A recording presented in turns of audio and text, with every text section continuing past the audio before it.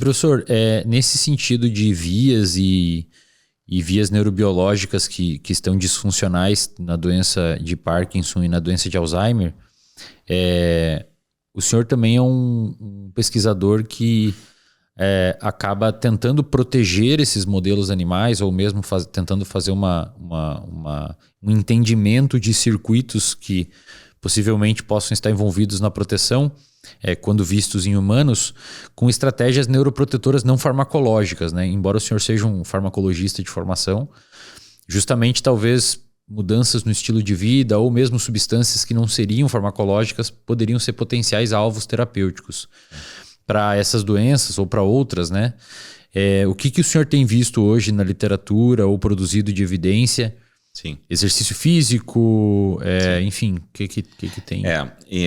Então, como você falou, quer dizer, a minha formação, sou farmacêutico, né? Sou farmacologista de formação, mas, assim, no laboratório eu tenho recebido estudantes de diferentes áreas, né? E isso é muito interessante. Cada estudante que entra no seu grupo de pesquisa é uma troca, né? E ele traz contribuições da sua área.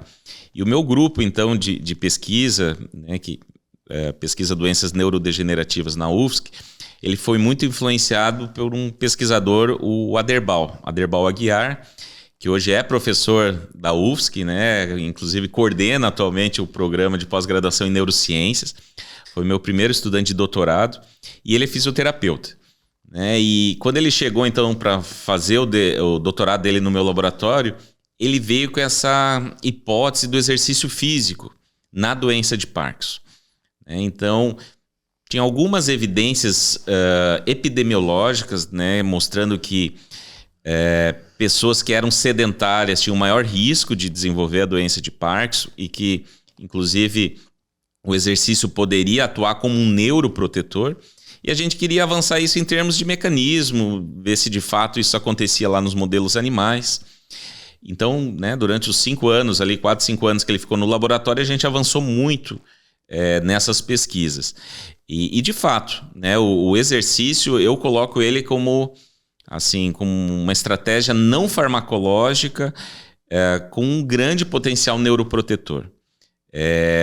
Então, assim, por qual mecanismo? Né? A gente tem visto, inclusive, que dependendo da doença, do transtorno humano que a gente está estudando, os mecanismos do exercício diferem, né? Ele tem contribuições diferentes.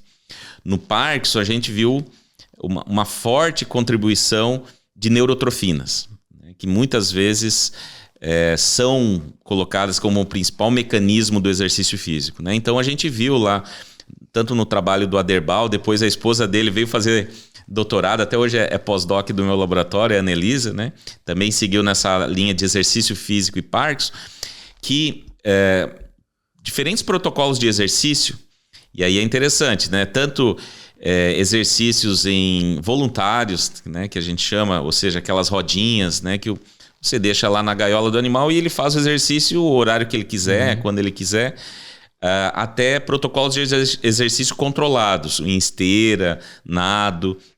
Eles aumentam, né, neurotrofinas. A gente caracterizou principalmente o BDNF, né, e o GDNF. São duas neurotrofinas, depois a gente pode falar um pouquinho sobre elas, mas então que, de fato, essas neurotrofinas estariam contribuindo para esse efeito neuroprotetor. E é legal que, além de proteger neurônios, o que a gente viu é que o exercício ele mexe com a plasticidade do sistema, né? Então, naqueles neurônios íntegros, ele mexe com a liberação de neurotransmissores. Essas pesquisas a gente fez em colaboração com a Universidade de Coimbra, lá em Portugal, onde eles têm um bom setup de eletrofisiologia. E quando a gente olhava para algumas áreas cerebrais desses animais que fazem exercício, eles tinham uma plasticidade, uma neuroplasticidade muito maior do que o animal sedentário. Vocês avaliavam LTP? Avaliava LTP, e não só isso, né? A gente avaliava a resposta das áreas à dopamina, né? Então, A gente pegava fatia cerebrais desses animais que faziam exercício e viam como essas fatias, né? Ou seja, como o cérebro do animal que fez exercício respondia à dopamina. E a resposta era muito mais pronunciada, ou seja, é quase como mostrar que no cérebro de alguém que fez exercício, ele está muito mais apto a responder à dopamina. Né? Então, aquela mesma quantidade, a mesma concentração de dopamina que a gente dava para um animal exercitado ou sedentário, tinha um impacto totalmente diferente, né, em termos da plasticidade que gerava. Né? Então,